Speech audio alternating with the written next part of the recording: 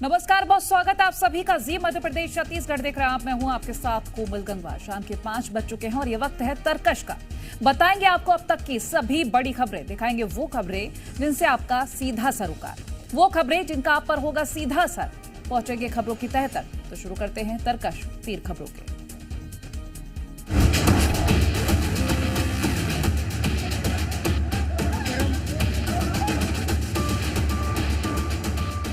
क्या 2 जिंदगियों की कीमत 300 शब्दों का निबंध हो सकता है? हाँ, पुणे में ऐसा ही हुआ। उसको न्याय दिलवाइए। जो आरोपी बार में गिलास के साथ दिखाई दिया हो, उसका अल्कोहल टेस्ट नेगेटिव आ सकता है। हाँ, पुणे में ऐसा ही हुआ। क्या भीड़ भाड़ वाली सड़क पर 200 की स्पीड से कार दौड़ाने वाला पुलिस को नहीं दिखा? हाँ, पुणे में ऐसा ही हुआ।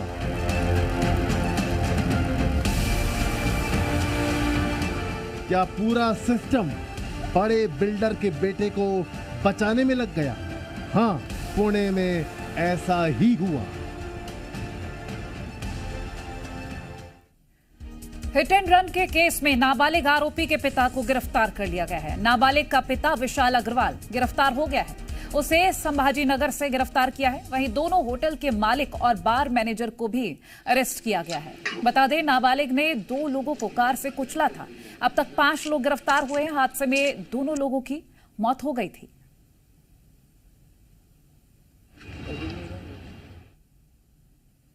ये आरोपी की कार है, तस्वीरों में हम आपको दिखा रहे हैं। और बता दें, इस नाबालिग ने, ये फुटेज है उस वक्त का जब ये एक्सीडेंट हुआ था।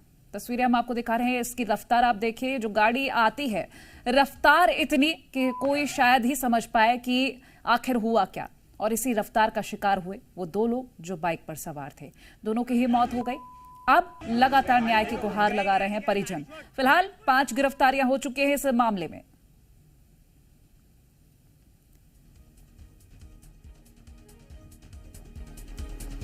पुणे में एक रईसजादा नशे में चूर होकर 200 किलोमीटर की रफ्तार से गाड़ी चलाता है और 2 परिवारों को हमेशा के लिए तबाह कर देता है। 2 बच्चों की माएं अपने बच्चों की अभी तक डेड बॉडी नहीं देख पाती, लेकिन उससे पहले उनको मारने वाला रिहा हो जाता है, वो भी सिर्फ एक निबंध लिखकर। यह घटना ऐसी है जो किसी को भी झकझोर कर रख दे।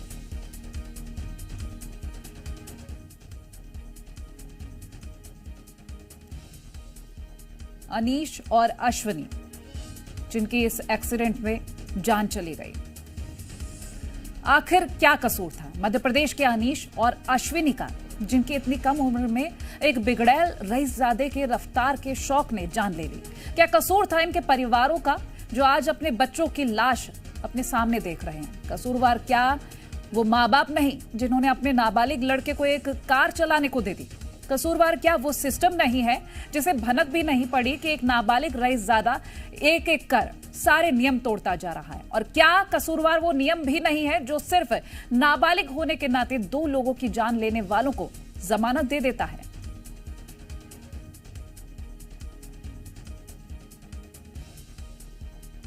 और अब कुछ तस्वीरें दिखाते हैं जब नाबालिग हादसे से पहले एक बार में शराब पीते हुए दिखा था। ये लाल घेरे में आप देख रहे हैं, ये वही आरोपी है जो पब में बैठा हुआ है, शराब पी रहा है। लेकिन इसके बाद भी ताज्जुब की बात तो यह है कि क्लब में वो शराब का सेवन कर रहा है, लेकिन उसकी जब रिपोर्ट आती है तो उसकी रिपोर्ट में अल्कोहल नहीं पाया जाता है। आखिर ऐसा कैसे संभव है? गाड़ी छोड़। बिल्डर का बेटा, 2 करोड़ की कार, तेज रफ्तार और 2 लोगों की गई जान।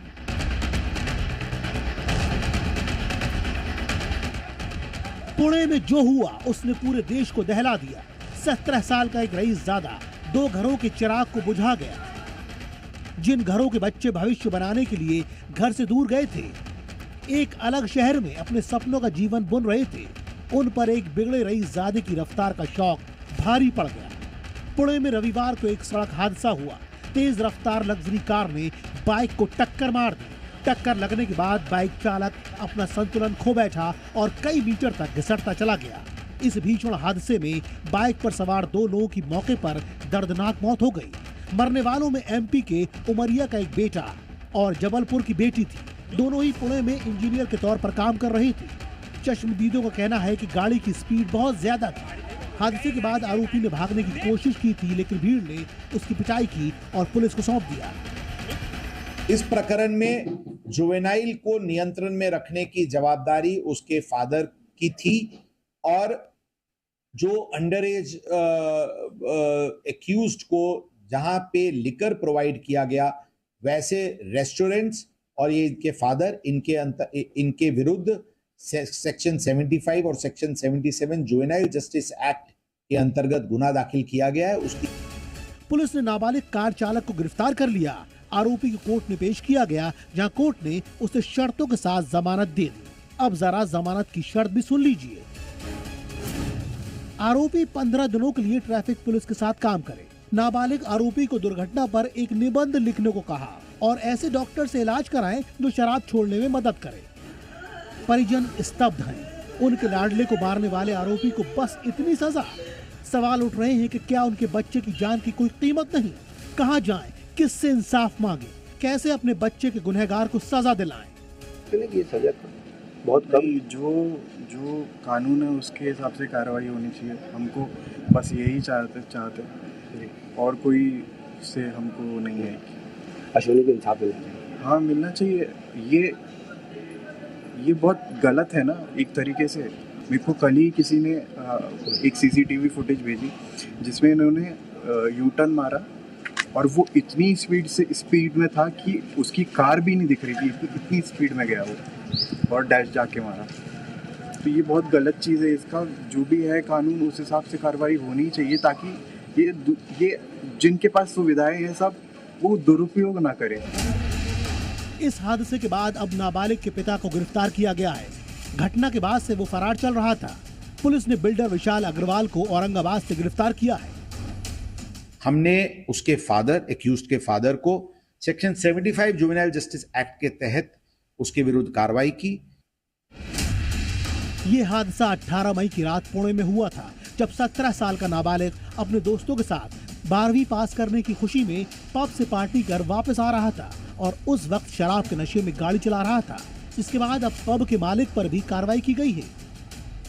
ब्यूरो रिपोर्ट, जी मीडिया। ताज़ा जानकारी लेंगे। नीलेश मुंबई से हमारे साथ जुड़ गए हैं और आकाश हमारे साथ भोपाल से जुड़े हुए हैं।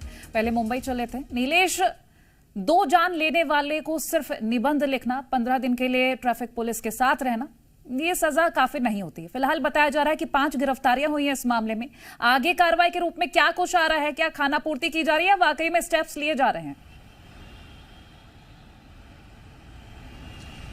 जी देखिए, जब ये पूरे घटनाक्रम का सीसीटीवी फुटेज सामने आया था, जब घटनाक्रम की जानकारी प्राप्त हुई थी तो हर कोई हैरान हुआ था। लेकिन उससे ज़्यादा हैरानी तब हुई जब लोगों को पुलिस कार्रवाई के बारे में पता चला। ये पता चला कि कैसे हादसे को अंजाम देने के बाद, 2 जानें लेने के बाद कैसे आरोपी को महज 14 घंटे में बेल मिल जाती है और एकदम कहीं की बचकानी बेल दी जाती है कि उसे निबंध लिखना होगा, उसे ट्रैफिक पुलिस के साथ समय बिताना होगा। इसको लेकर नागरिकों में बेहद ज़्यादा रोष देखने मिला और उसके बाद कहीं न कहीं जो पुलिस विभाग है, तंत्र है, वो एक्टिव होता है और इस पूरे मामले में अब तक 5 गिरफ्तारी की जाती है। हालांकि बड़ा अपडेट ये भी दे दें कि इस पूरे मामले की जाँच अब पुणे पुलिस क्राइम ब्रांच को सौंपी गई है, जिन्होंने अब तक 5 आरोपियों को इस पूरे मामले में गिरफ्तार किया है, जिनमें इस घटना को अंजाम देने वाले लड़के के पिता शामिल हैं और इसके साथ वो 2 मैनेजर भी शामिल हैं, जिन्होंने इस युवक को कई घंटे लगातार जो है शराब परोसी थी, क्योंकि किसी नाबालिग को शराब परोसना अपने आप में गुनाह की श्रेणी में आता है। हालांकि इस पूरे घटनाक्रम के बाद परिवार द्वारा भी लगातार सवाल उठाए जा रहे हैं, आरोप लगाए जा रहे हैं कि आखिर किसी की जान लेने के बावजूद इतनी हल्की धाराएं कैसे लगाई गई हैं, क्योंकि आईपीसी सेक्शन 77 और 75 की धाराएं लगाई गई हैं जो कि एक्ट ऑफ नेग्लिजेंस के तहत आती हैं। लेकिन मामला उससे बेहद ज़्यादा गंभीर है। जब राजनीतिक बयानबाजी इस पूरे मामले में में होती है, हालात यहाँ तक निर्माण हो जाते हैं कि राज्य के गृह मंत्री देवेंद्र फडणवीस को पुणे पुलिस सीपी यानी कमिश्नर को फोन करना पड़ता है, उन्हें कार्रवाई करने के लिए कहना पड़ता है। उसके बाद पुणे पुलिस द्वारा ये गिरफ्तारी की जाती है, धाराएं जोड़ी जाती हैं। और अब जिस तरीके से लीपापोती विभाग द्वारा की जा रही है, ये कहीं ना कहीं जो बड़े सवाल नीलेश, वही मैं आपसे ये भी जानने की कोशिश करूंगी कि डिप्टी सीएम फडणवीस ने जो बैठक की थी, आपने कहा कि कार्रवाई उसके बाद ज्यादा तेजी से हुई है। ऐसे में आप ये भी बता रहे हैं कि प्रशासन लीपापोती की कोशिश जरूर कर रहा है, लेकिन वहां से जब अगर सख्ती के निर्देश हैं, पहले तो आप ये बताइएगा कि क्या क्या निर्देश दिए गए उस बैठक के जरिए। देखिए, साफ तौर पर गृह मंत्री द्वारा ये आदेश दिए गए हैं कि किसी भी तरीके के इन्फ्लुएंस को अवॉइड किया जाए, क्योंकि जिस बिल्डर का नाम इसमें सामने निकल कर आ रहा है वो बेहद ही इन्फ्लुएंशियल बिल्डर माना जाता है पुणे शहर का। तो सबसे पहला निर्देश ये दिया गया है कि आप किसी भी तरीके के दबाव में ना आएँ और जो जाँच है उसे कानूनी तरीके से आगे बढ़ाएं। तो आप समझने की कोशिश करें कि ये कितना ज़्यादा संवेदनशील मामला हो जाता है कि जहाँ पर पुलिस कमिश्नरेट को ये गाइड करना पड़ता है कि आप इस तरीके के मामले को कैसे डील करें। ये मामला सिर्फ एक पुलिस स्टेशन तक नहीं सीमित होता है, बल्कि कमिश्नरेट इसमें इन्वॉल्व होते हैं। उसके बावजूद उन्हें गृह मंत्री को कमिश्नरेट को समझाना पड़ता है कि आप किसी तरीके के इन्फ्लुएंस में ना आए और जो कानूनी जांच प्रक्रिया है उसके आधार पर कार्रवाई करें। तो आप समझ सकते हैं कि इस बिल्डर का कितना ज्यादा इन्फ्लुएंस वहां के डिपार्टमेंट्स में लगातार देखने मिल रहा है, क्योंकि महज 14 घंटे में किसी को बेल मिलना। बिल्कुल। और नीलेश, एक और भी सवाल कि इस आरोपी, इस नाबालिग आरोपी का जो वीडियो आया पब में, वो शराब पीते हुए नजर आ रहा है और जो गाड़ी की रफ्तार है वो भी देखकर समझ आता है कि साधारण आदमी तो नहीं होगा और सामान्य रूप से नहीं बैठा होगा। लेकिन सवाल ये खड़ा होता है कि जो रिपोर्ट आई है उस आरोपी की, उसमें अल्कोहल क्यों नहीं आया है? जी बिल्कुल, इस तरीके के जो पहलू हैं वो कहीं ना कहीं जांच को लेकर बड़े सवाल खड़े करते हैं। और इसी का हम जिक्र कर रहे थे कि कैसे शुरुआती जांच में ये इसे कहें कि रेगुलेट किया गया, कहा गया कि आरोपी नशे में नहीं था। हालांकि जब सीसीटीवी वीडियो सामने आता है, सीसीटीवी फुटेज सोशल मीडिया पर वायरल होता है, तब कहें कि पुलिस को इसका कॉग्निशन लेना पड़ता है और उसके बाद कहा जाता है कि हाँ, हमने उसे देखा कि कई घंटे तक कहें कि रात के 9 बजे से 2 बजे तक वो लगातार अलग अलग 2 रेस्टोरेंट में पहुंचता है और वहां पर शराब कंज्यूम करता है। तो आप समझ पाएंगे कि किस तरीके से एक्सटर्नल दबाव पड़ने के बाद जब नागरिकों की कहें कि उनके द्वारा टिप्पणी की गई, तो उसके बाद कहीं ना कहीं दबाव को झेलते हुए कमिश्नरेट द्वारा इस तरीके की बयानबाजी की गई। और आप उनका जो हालिया प्रेस कॉन्फ्रेंस है उसे सुने तो उनके द्वारा ये कहा जा रहा है कि अगर आपको और भी कानूनों की जानकारी है, आपको लगता है कि और भी धाराएं जोड़नी चाहिए, तो आप हमें बताएं। तो आप इस पूरे घटनाक्रम में समझ सकती हैं कि इस बिल्डर का कितना ज़्यादा इन्फ्लुएंस वहाँ की कहें कि जो ब्यूरोक्रेसी है उसके ऊपर देखने मिल रहा है। साफ नजर आ गया। नीलेश, बहुत शुक्रिया ये जानकारी हमसे साझा करने के लिए। आकाश, आपके पास आना चाहूंगी। देखिए, 2 जानें चली गई और हिसाब लगाया गया जब, तो सजा ये दी गई कि 2 पन्नों का निबंध लिख दीजिए, 15 दिन के लिए ट्रैफिक पुलिस के साथ रह लीजिए, ऐसे डॉक्टर से कंसल्ट कीजिए जो आपकी शराब छुड़वाए। लेकिन अब जब ये मामला ज्यादा बढ़ा तो गिरफ्तारियां हो रही हैं। ऐसे में पहले तो मैं आपसे जानकारी लेना चाहूंगी कि जो मृतकों के परिजन हैं उनके बारे में पहले आपसे अपडेट ले लेती हूं मैं। देखिए, मध्य प्रदेश के 2 जिलों के रहने वाले मृतक हैं, जबलपुर और उमरिया। परिजनों का सीधा आरोप है ये मर्डर है और हत्या करार दी गई है। कल भी जब परिजनों से हमारे संवाददाता बातचीत कर रहे थे, परिजनों की मांग थी कि उसके पिता को गिरफ्तार किया जाए। अब जो आरोपी है उसके पिता को गिरफ्तार किया गया। इसके साथ ही पब संचालकों पर भी कार्रवाई की बात कही जा रही है। गिरफ्तारियां कुल बढ़कर 5 हो गई हैं। दरअसल बच्चा नाबालिग है, जो आरोपी है वो नाबालिग है। ऐसे में जुवेनाइल बोर्ड ने ये डिसीजन लिया था कि बच्चे को कम से कम सजा दी जाए। ऐसे में उसे 300 शब्दों में निबंध लिखने, 15 दिन पुलिस के साथ काम करने और मनोचिकित्सक के साथ साथ ही वो अपनी जांच नशा मुक्ति केंद्र से कराए, उसकी रिपोर्ट भी सौंपे और भविष्य में दुर्घटना में पुलिस की मदद करे और क्या अन्य प्रकार से मदद करे। इसी पर सवाल उठे और सवाल उठने के बाद मामले ने जब तूल पकड़ा तो गिरफ्तारियां बढ़ गईं। और अब कार्रवाई ऐसी होनी चाहिए कि ऐसे रईसजादों को अगर कोई कार दे रहा हो तो उससे इस घटना का पूरा जिक्र, पूरा घटनाक्रम याद आ जाना चाहिए। क्योंकि नाबालिग को कार देना, बिना लाइसेंस के जो कार चला रहा है, महंगी कार, स्पीड कितनी, 200 की रफ्तार, आप अंदाजा लगाइए किस तरीके से कार ने टक्कर मारी होगी उस समय, क्या दृश्य होगा वहां पर। इसके अलावा जो नाबालिग को शराब परोसने वाले रेस्टोरेंट, पब और बार संचालक हैं, उन्हें भी सबक मिले कि नाबालिग को इस तरीके की गतिविधियों में लिप्त नहीं करना है। अब देखना होगा कि इस मसले पर आगे और क्या कार्रवाई होती है। बिल्कुल आकाश, आप बने रहिए, कुछ और भी अपडेट्स आपसे आगे लेंगे हम। मध्य प्रदेश के रहने वाले अनीश अवधिया का आज उमरिया में अंतिम संस्कार कर दिया गया है। उनके परिवार का रो रो कर बुरा हाल है। खासकर अनीश की मां अपने बेटे को याद कर आंसू बहा रही हैं। वहीं दूसरी तरफ 2 लोगों की हत्या करने वाला आरोपी आजाद घूम रहा है।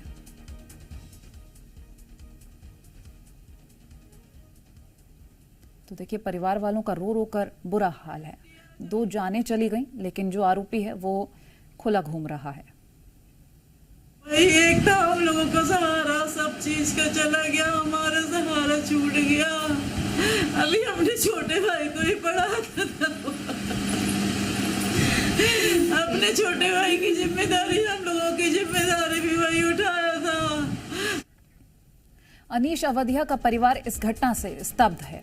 उनका आरोप है कि पुणे पुलिस बिल्डर के दबाव में काम कर रही है, इसीलिए आरोपी पर मामूली धाराएं लगाई गई। परिजन हत्या का केस दर्ज करने की अब मांग कर रहे हैं। पुलिस जो महाराष्ट्र पुलिस है और महाराष्ट्र गवर्नमेंट है, वो खुद नहीं चाह रही कि उनके खिलाफ कार्रवाई हो। महाराष्ट्र गवर्नमेंट उसको बचा रही है क्योंकि रईस ज़्यादा का लड़का है। और मेरा तो ये भी मानना है कि कहीं ना कहीं वो महाराष्ट्र गवर्नमेंट को फाइनेंस भी करता है, क्योंकि बहुत बड़ा बिल्डर है। इसलिए उसके खिलाफ पुलिस ने ये इस प्रकार की नौटंकी की कार्रवाई कर रही है, जो प्रॉपरली उसको एक्ट की धारा, जब पुलिस कमिश्नर बोल रहे हैं कि हम इसमें हीनियन ऑफेंस है वो धारा लगाएंगे, तो क्यों नहीं लगाते, क्यों नहीं कार्रवाई करते हैं। एक्सीडेंट तो हुआ है और लड़का अंडर एज है ऐसा बताया जा रहा है, ड्रिंक था और ओवर स्पीड था। तो मतलब ये सारे केस कोई नहीं बना रहा है, नॉर्मल सा उसको केस बनाया जा रहा है कि यातायात के ऊपर आप निबंध लिखें। तो ये तो कोई बात नहीं होती कि यातायात के ऊपर निबंध लिख करके और किसी बच्चे को, मतलब 2 लोगों की जान जा रही है और उनको हम रिहा कर रहे हैं या बेल दे रहे हैं। और वहीं Pune hit and run case में संजय राउत का भी बयान सामने आया है। पुलिस कमिश्नर को सस्पेंड किया जाए, उन्होंने कहा है। और ये भी कहा गया है कि 2 युवाओं की जान गई, 2 घंटे में बेल दे दी गई। वीडियो में देखा आरोपी ने शराब भी पी हुई है। पुलिस कमिश्नर हटे नहीं तो जनता सड़कों पर आ जाएगी, ये संजय राउत के बयान है। पुलिस कमिश्नर को सस्पेंड करिए, उसने आरोपी को बचाने की कोशिश की है। एक कपल, युवा कपल 25 साल का, जिस बेरहमी से कुचल दिया, और जो लड़का है शराबी, उसको 2 घंटे में बेल मिलता है। हाँ, उसका रिपोर्ट मेडिकल नेगेटिव आता है। जो शराब पिया है वो वीडियो सामने है। कौन मदद कर रहा है? पुलिस कमिश्नर कौन है? ये पुलिस कमिश्नर सस्पेंड करो, नहीं तो पुणे की जनता को सड़क पर उतरना होगा।